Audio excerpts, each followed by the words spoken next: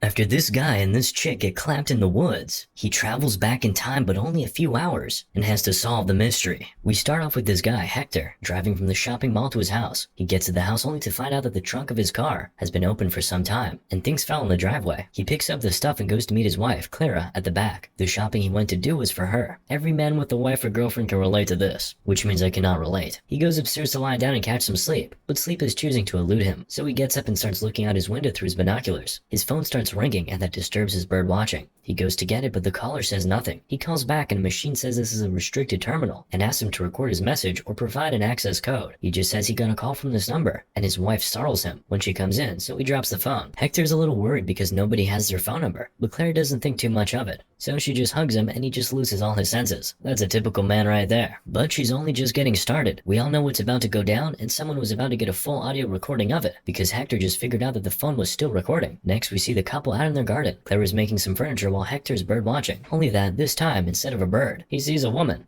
who is trying on her birthday suit. Well, I guess technically that's still bird watching if you catch my drift. His wife interrupts his pastime though. When she comes and asks for the car keys, she's running off to the supermarket to get some stuff to make dinner. By the time he gets back to watching, the lady is no longer there, so he tries to trace her to where she must have been, all the way into the woods. This is what a woman can do to a man. In the woods, he can see her clothes on the floor, so it motivates him to keep going. He eventually finds her sitting at a corner completely, I'm sure you can guess, and he approaches her. She's probably unconscious because he makes a loud sound when he falls, but she doesn't even flinch. If she truly is dead, then this should be number one on the list of most attractive ways to die. But of course she isn't dead. When he goes closer to her, he can see her breathing. But before he can take in the sight, a man comes from nowhere and claps him in the hand. He immediately starts running back towards his house. He hides behind a tree and turns to look at the man who stabbed him, and it's a strange looking man in a cloak, with his head completely wrapped with a bandage. The man makes a sign as if to say he can see him, and Hector just continues running. He runs to a house from where he can hear music playing. He tries to get the attention of whoever's inside, but nobody answers him, so he just throws a stone at the glass door and makes his way in. This place is like a lab or something, a truly weird place. Every normal person would have made their way out, but not this guy. He decides to explore the place after cleaning up his wound. He sees a walkie-talkie and starts communicating with the person on the other end, who happens to be the scientist whose lab this is. Hector tells him he needs help because a man is trying to grab him. The scientist tells Hector he'll be with him shortly. A few moments later, the guy is back on the walkie-talkie asking Hector if the man that's after him was wearing a bandage. He says yes. The scientist says he can see him on the surveillance cameras. He jumped the fence. He tells Hector he'll call the police and asks him to just sit tight, but there's bad news. There's no coverage. The scientist now tells Hector that the man is coming towards him, so he gives him directions to meet him at the silo. Hector immediately starts moving and he's now following a lit pathway. Before that though, he heard thunder. Take a mental note of that. Anyway, as he's moving, the scientist is feeding him with updates on the bandaged man's whereabouts, but he soon starts losing signal on his cameras. The last thing he can see is that the bandaged man is now just behind him. He tells Hector to just start running. Hector is doing his best with the running. At some point, he falls to catch his breath and tells the scientist to turn off the lights on the pathway. He immediately does that. Thankfully, Hector's already close. The scientist comes out and opens the door and Hector runs into his lab. The scientist tells Hector to hide inside a tank. Obviously, Hector's a little skeptical about that. But when he sees bandaged men outside and he hears that the door has no locks, he has no other option than to get in. The scientist says to lower the hatch and then get in with him. But of course, he doesn't. But Hector is not there for very long. A light flashes like a picture is being taken and the hatch opens. Hector immediately climbs out. The scientist is out there looking at him and it's much brighter outside. I could swear it was night when Hector got into that machine. He goes outside and it's super bright and the birds are chirping loudly. The scientist follows him outside and asks him who he is. Oh, I see what's happening here. That was a time machine and Hector just traveled back in time. But Hector doesn't know that yet and he's confronting the scientist about what just happened. But to be fair, the scientist himself seems confused. He's asking Hector if they've ever met, if the tank was full of white liquid when they did, all that stuff. Hector just keeps walking, then takes his binoculars and looks over to his house, where he sees himself going over to give his wife what he got her from the mall not too long ago. He immediately falls to his knees. The scientist borrows his binoculars, has a look, and falls to his knees too. I too fell to my knees while watching this. He just now figured out what happened. He tells Hector he just traveled back in time. Hector doesn't say anything to him. He just gets up and starts walking home. He says he's going to call the police, but the scientist tells him he can't go home because a version of him is already at home. Wonder what'll happen if they touch. Actually, I should keep my thoughts pure. He takes his binoculars and has a second look. Then the scientist comes and starts making things a little clearer for him. He traveled back in time, but only traveled a short time. Hector starts giving the scientist details, but he shuts him down quickly and tells him it might be better not to know details. The scientist just tells Hector that if truly he found him at the lab and he asks him to get in the tank, then it's all solved. All he has to do is wait. So he directs him into this empty house. Inside there, the scientist starts giving Hector a lecture on how time travel works. Then he hatches a plan to get everything back to normal and tells Hector not to tell anybody when things indeed get back to normal. He tells Hector to remain in that room and then leaves and goes upstairs. Hector sees a phone and immediately goes to it to dial a number. It rings for a bit and the man on the other end answers, but Hector doesn't say anything and just hangs up. He goes back to sit down and the phone now rings shortly after. You know what just happened here, right? Yes, that's the call Hector 1 received before he was serenaded by his wife. The scientist hears the phone and immediately runs to meet Hector. He's ruining everything. He's asking Hector if he talked to himself, but Hector says no. He now asks Hector if he remembers getting that call and he says yes. Okay, that's a good sign. Everything still fits. The scientist now tells him that he's going to the silo where the time machine is, but he warns Hector not to do anything to interfere with himself, because if he alters events and stops Hector 1 from getting to the tank, his life would be over. And what would Hector say to that? He suggests he just goes home to explain things. The scientist doesn't even respond to that. He just tells him there are rooms upstairs, and he'll come get him when it's over and he leaves. Hector now gets up, takes a bunch of keys, and takes the car outside the building. He drives through the gate and out. On his way, he sees the lady from the woods, this time on her bike. Of course, he stops the moment he sees her, and a few seconds later, a car comes and rams into him from behind. His car collides with a tree. This same lady has caused this man huge problems twice in the space of how many hours? I hope you're learning a thing or two about beautiful women, lads. Anyway, Hector doesn't die, but he gets this huge cut on his head, so he takes out the bandage from his hand and uses it to wrap his face. Oh, now this is all beginning to make sense. The lady from the bike now comes to help him out. She tells him to stay still, and she'll get him an ambulance. But by now you should know Hector never listens. He gets out of the car regardless. The lady settles him down by the road and goes off to get a phone, cause she doesn't have service on hers. But Hector stops her. She comes back, offers him a bottle of water, and brings out a pair of scissors which Hector recognizes to help him cut his bandage and tuck it in properly. She leaves the scissors in her purse there and goes off to get help. Hector immediately picks the scissors, but again, he doesn't let her leave. He tells her he needs her help and asks her to follow him. He picks up a cloak from the floor, puts it on, and starts walking up the woods. The lady now says she has to go, but Hector blocks her way and tells her to trust him. You can see that she's scared now. So when Hector stops to look at Hector 1 through his binoculars, she runs away. Hector starts chasing her. He loses her at some point, but he later finds her and threatens her with the scissors. He's looking at Hector 1 through the binoculars and giving the lady some directives to follow. It seems he wants her to try on that birthday suit again. He's giving her these instructions as he's monitoring Hector 1, so the lady uses that opportunity to hit him with her pants and run away again. He immediately starts chasing her. He finally finds her and collides into her, knocking her out cold immediately. So he carries her up to the position where Hector 1 found her initially. By this time, Hector 1 is already making his way through the woods, so he goes off to hide. Then just at the right time, he shows up from behind and stabs him in the hand. Hector 1 immediately runs away and he chases him. Hector even stops and does that thing with his hands over his eyes. He does it repeatedly, like he wants to be sure that Hector 1 sees him. He finally goes to sit down on the grass when he hears a loud scream. It's the lady. She's no longer where he left her, but he sees her necklace hanging from a plant. He now runs into an empty building and starts going up the stairs. The lady throws a chair at him and he rolls down the stairs. He gets back up and goes back up the stairs. He goes out through a window and into another room where the lady entered from. He's now trying to beg her not to call anybody, but she doesn't say anything. He follows her out to the roof and grabs hold of her leg to stop her from getting away, but she falls to her death. Rip in peace. He has a look, and that lady he has been chasing for the past few minutes is actually his wife, Karra. That was the coat she wore when she left the house earlier today. What a twist. He's shocked. What has he done? He walks back into the house and just sits down and starts sobbing, but he hears the thunder and hope is restored. He picks up a walkie-talkie and is listening in on the conversation Hector 1 and the scientist are having. Then he cuts in and starts talking to the scientist. He explains to him that he's the one wearing the bandage and asks the scientist to get Hector 1 to the silo and he'll show up in a car. This is the point Hector 1 comes back on and starts talking to the scientist again, so Hector 2 stays quiet. He immediately gets in his car and begins to make his way to the silo while the scientist directs Hector 1 there. Hector can hear their voices from outside as the scientist convinces Hector 1 to get into the tank. After it's done, the scientist comes out to meet Hector. He tells Hector to follow him. He says he needs to go and examine him as he's the first vertebrate to ever travel in time. But the scientist doesn't know that Hector is not one to listen to instructions. He's just walking without looking back. Meanwhile, Hector enters the lab and says he needs to get back in the tank. He asks the scientist to come or he'll tear the lab apart. So the scientist throws something away on the grass and joins Hector in the lab. He is now telling him that another time travel won't work. His trip used up a lot of energy